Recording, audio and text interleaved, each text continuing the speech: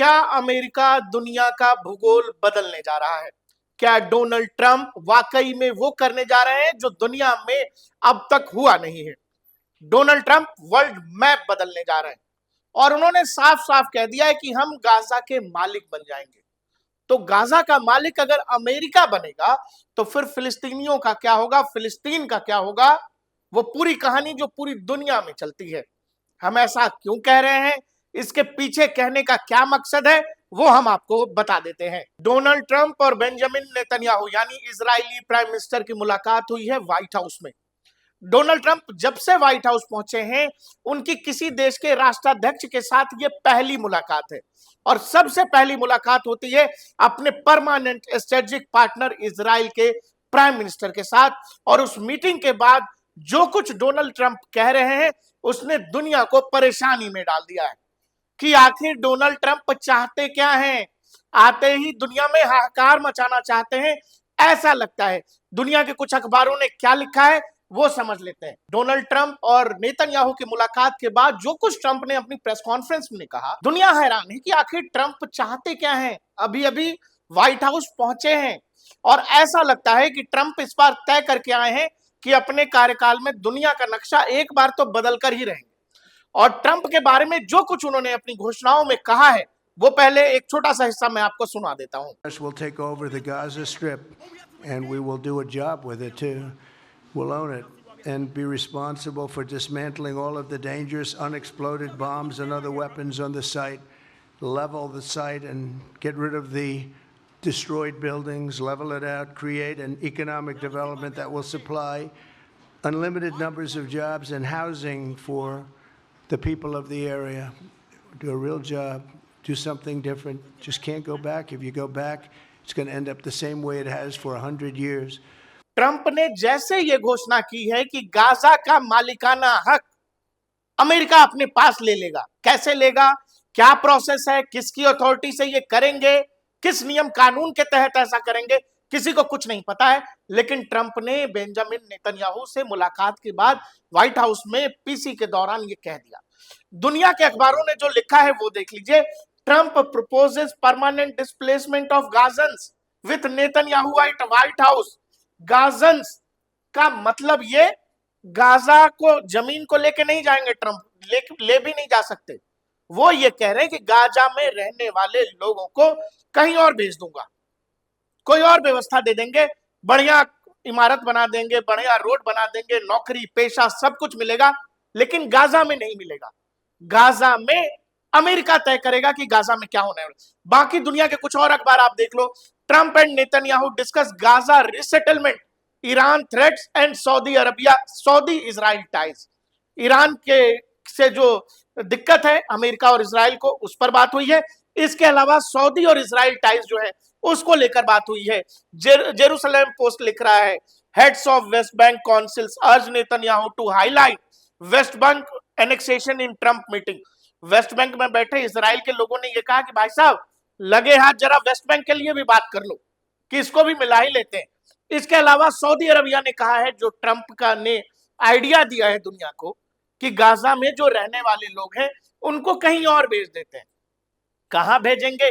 Egypt भेजेंगे, Jordan भेजेंगे या मिडिल ईस्ट के किस रीजन में आखिर अमेरिका गाजन्स को सेटल करने की बात कर रहा है, ये अभी ट्रंप ने कुछ नहीं कहा है। लेकिन ये कह रहे हैं कि मिडिल ईस्ट के किसी इलाके में उनको बसा देंगे, वहां पर चीजें डेवलप कर देंगे और वहां लोग रहने लगेंगे। वो ये कह रहे हैं कि लंबे समय तक इजराइल और गाजा के बीच जो झड़प है दुनिया और नहीं झेल सकती, मैं इसका परमानेंट सॉल्यूशन देना चाहता हूं। इसके अलावा अल जजीरा लिख रहा है, Trump says US will take over and own Gaza in redevelopment plan. मतलब अमेरिका के पास, ट्रंप के पास एक ऐसा प्लान है जिसमें वो टेक ओवर करेंगे, मतलब गाजा पर कब्जा करेंगे, उसके बाद मालिकाना हक रखेंगे और उसको रीडेवलप करेंगे। मतलब सीधी सीधी कहानी यह है जो तस्वीरों में आपको दिख रही है। अमेरिका और इजराइल ये दोस्ती अब वहां तक चली गई है, या यूं कह ले ट्रंप का आना इजराइल के लिए एक खुशी की लहर लेकर के आ गया है कि इजराइल की जो परेशानी, वो चाहे गाजा में हो, वो चाहे लेबनान के हिस्से में हो, वो सारी परेशानी अमेरिका दूर करने की स्थिति में है, या ट्रंप ये प्लान बना रहे। ये ट्रंप कैसे होगा? तो वही होगा कि गाजा स्ट्रिप के हिस्से को जो ऑलरेडी इजराइल तबाह कर चुका है, बर्बाद कर चुका है, वहां वैसे भी कुछ बचा नहीं है। ट्रंप ये कह रहे हैं, जो हमने आपको बाइट सुनाई, वो कह रहे हैं जो पुरानी इमारतें हैं जो बमों से बर्बाद हो गई, जो फायरिंग में बर्बाद हो गई, अब वहां जो इंफ्रास्ट्रक्चर बर्बाद हो गया, उस बचे बचाए इंफ्रास्ट्रक्चर को भी हम पूरा एकदम प्लेन करेंगे। पहले धरती को समतल कर देंगे और फिर वहां रीडेवलपमेंट प्रोग्राम चलाएगा अमेरिका। वहां के लोगों को हम देखेंगे कहां लेकर के जा सकते हैं। वहां पत्रकारों ने उनसे पूछा भी कि क्या आप अमेरिकन आर्मी को वहां भेज रहे हैं? उन्होंने कहा कि जो जरूरी होगा वो करेंगे। इसके अलावा कुछ तस्वीरें हैं नेतन्याहू और डोनाल्ड ट्रंप की जो देखनी बेहद जरूरी है। इजराइल और हमास के बीच जो वॉर चल रहा है उसको 1.5 साल से ज्यादा का वक्त हो गया।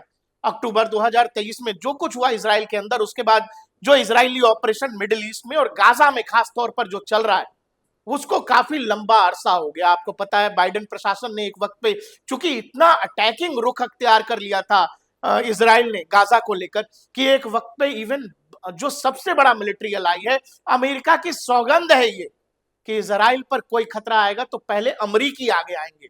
इस सौगंध के बावजूद बाइडेन प्रशासन ने जाते जाते ऐन मौके पर इजराइल को हथियार देना बंद कर दिया था।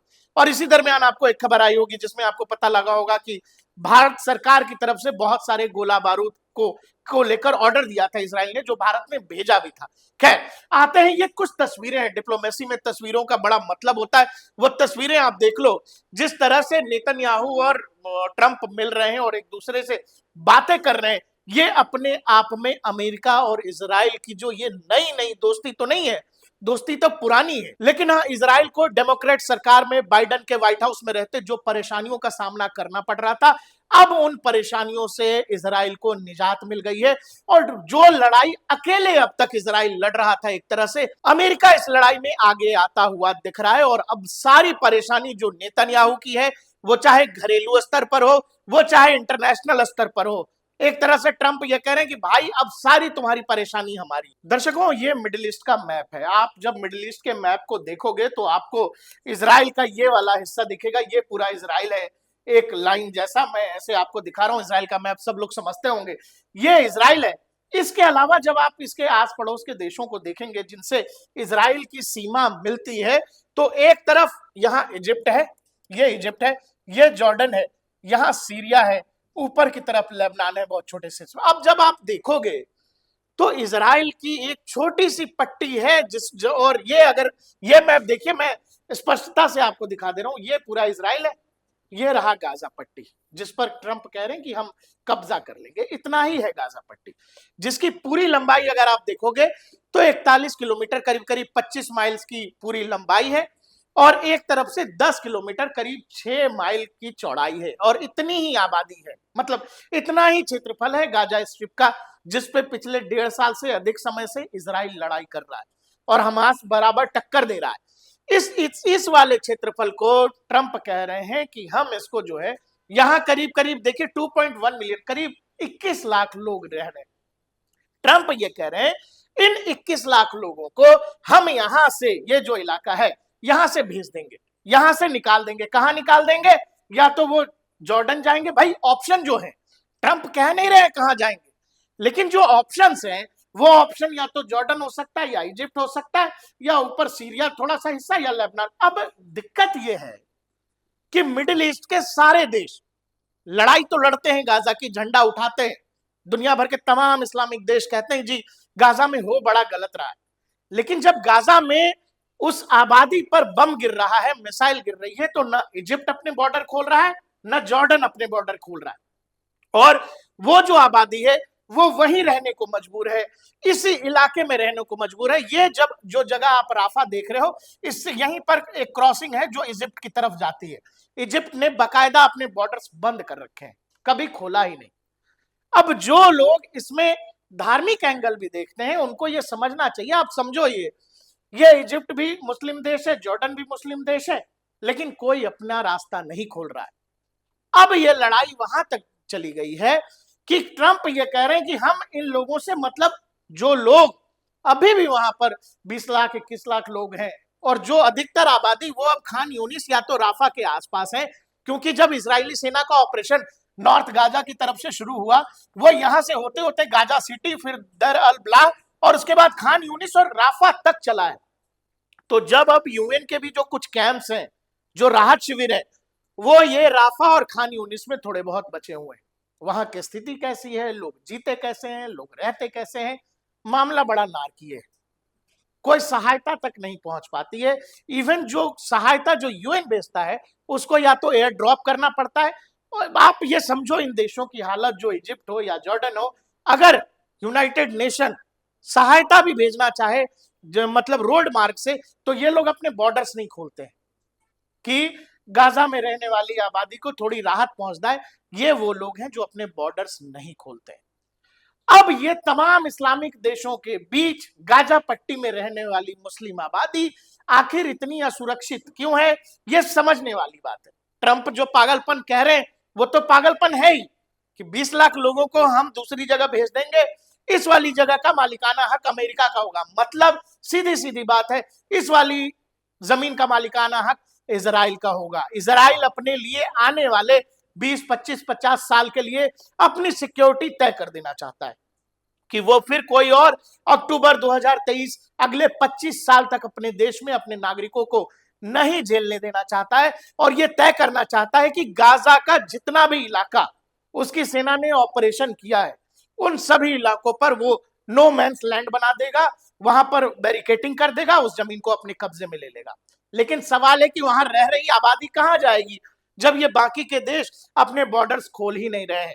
और ऐसे में डोनाल्ड ट्रंप व्हाइट हाउस में पहुंचते हैं और कह रहे हैं, जो दुनिया के अखबारों ने लिखा है, कि जमीन हमारी है, जिसको अमेरिका कब्जा ले लेगा, मालिकाना हक कर लेगा। लोग कहां जाएंगे, कैसे जाएंगे, किन देशों में जाएंगे, किन इलाकों को मिला करके उन जगहों पर उनको बसाया जाएगा, ये सब कुछ भी प्लान का हिस्सा अभी ट्रंप ने बताया नहीं है।